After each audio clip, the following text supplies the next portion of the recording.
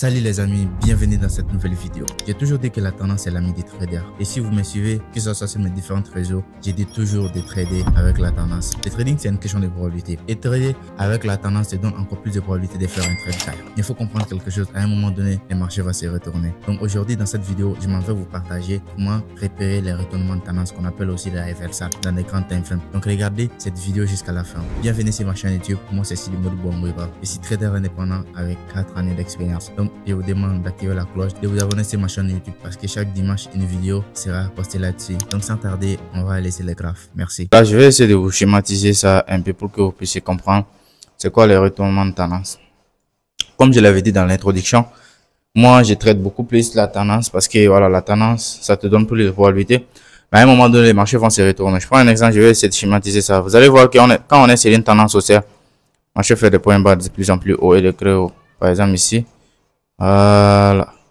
Moi, la plupart du temps, quand je viens sur ce genre de tendance, je cherche vraiment à repérer les figures de continuation de tendance sur les trendlines et continuer avec la tendance. Je vais essayer de faire ça et faire ça. Voilà.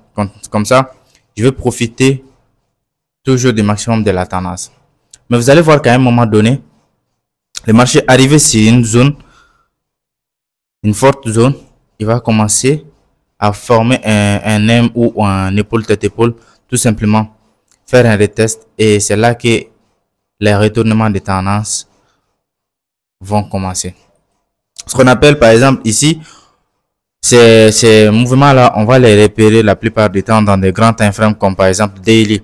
Quand vous tombez sur ce genre de choses dans, par exemple en H1 ou en M30 et tout, bon, c'est pas intéressant. Je parle des grands retournements de tendance. Par exemple, le dollar, il est sur une tendance baissière. Mais là, on peut voir un retournement de tendance à la hausse. Donc, du coup, les figures des retournements de tendance, tout le temps, c'est comme ça.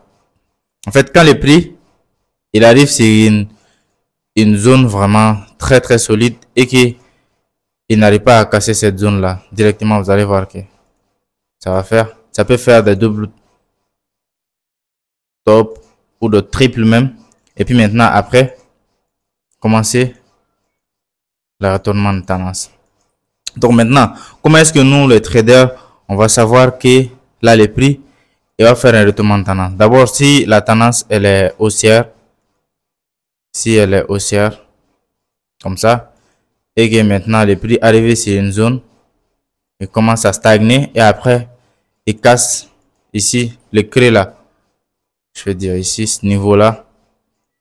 Directement, là, ça peut prédire un retournement de tendance. Mais il faut pas rentrer, il faut toujours attendre une confirmation maintenant que le prix reteste un peu sur la ligne de cours. Maintenant, voilà, il va faire des points hauts de plus en plus bas. Vous voyez, non? Donc là, maintenant, on va essayer de repérer ici. Moi, par exemple, je vais essayer de prendre un trade à ce niveau-là et maintenant viser le retournement de tendance.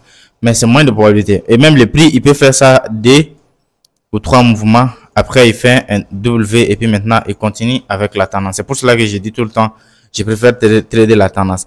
Mais il y aura des retournements de tendance aussi. Donc, il faudra faire très, très attention. Quand tu veux trader les retournements de tendance, il faut aller dans des grands time frames. On va aller voir ça sur les graphes, par exemple, le DXY, qui est le dollar. Par exemple, quand on part en daily, vous allez voir que ici, je vais essayer de supprimer ça d'ici, depuis janvier jusqu'à novembre, le prix, il est sur une tendance de fond qui est baissière. Mais maintenant, après la cassure, on a eu un W ici, donc le prix est venu chercher ce niveau-là et là, il a cassé cette structure-là, cette tendance. Donc directement, on est en train de partir sur une tendance haussière. Donc maintenant, je pouvais essayer de prendre des positions à ce niveau-là, sur la zone. Voilà. Et je sais qu'on peut aller chercher jusqu'à ce niveau-là. Donc ici aussi, il peut retester un peu et puis partir à la hausse. Vous voyez, non? C'est pour cela que je dis tout le temps, quand vous comprenez les graphes, quand vous maîtrisez ce qui se passe sur les graphes, vous n'avez pas besoin des fondamentales et tout. Bon, par exemple, vous allez voir qu'il y aura des raisons fondamentales qui poussent actuellement le dollar à monter. Mais on va voir ces raisons-là sur les marchés parce que les graphes, c'est le comportement des gens. directement. Donc, j'ai pas besoin d'aller voir ce qui se passe, géopolitique, taux d'intérêt, taux directeur. Pour moi, ce n'est pas du tout intéressant. C'est juste pour me fatiguer la tête. Directement, si je peux voir tous les graphes. Le but d'un trader, pour moi, c'est de faire de l'argent. Pas de montrer que voilà, tu es le meilleur. Donc, du coup, vous voyez, non. Donc, ici aussi, on a eu un retournement de tendance à ce niveau-là où le prix arrivé en haut. Il a fait un épaule tête-épaule. Après, cassure. Et il a commencé la baisse. Et quand il a commencé la baisse, arrivé à ce niveau, il a cassé aussi. Donc, c'est comme ça que les retournements de tendance se font.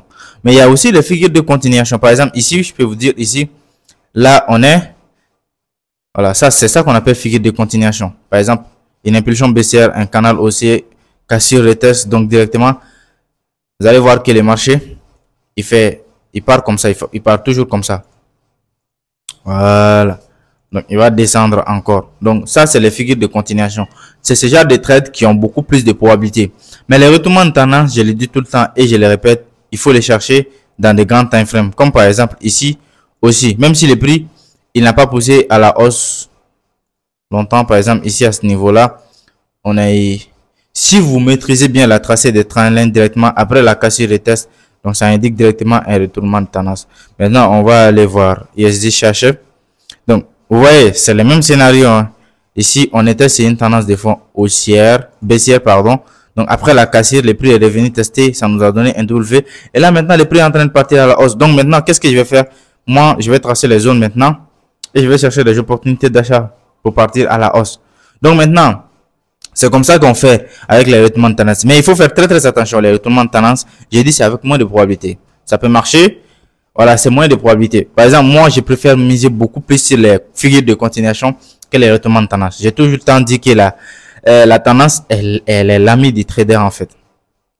Mais vous pouvez aussi trader les contre-tendances parce qu'arrivé à un certain niveau, le marché va partir à la hausse. Arrivé à un certain niveau, le marché va partir à la baisse. Donc, du coup, il faut savoir aussi comment les repérer. Comme je l'avais si bien dit, pour repérer un retournement de tendance, quand le marché fait des points bas de plus en plus haut sur une tendance haussière comme ça, arrivé à un certain niveau et quand il casse les précédents bas, donc directement et qu'il reteste, donc cela veut dire que le marché il est parti pour des points hauts de plus en plus bas et c'est ça qui nous indique un retournement de tendance.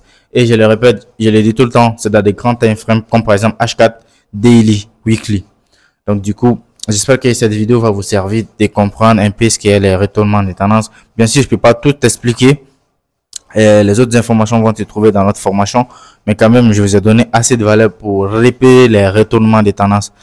Donc, dans ces cas, on se dit à la prochaine vidéo. Ciao.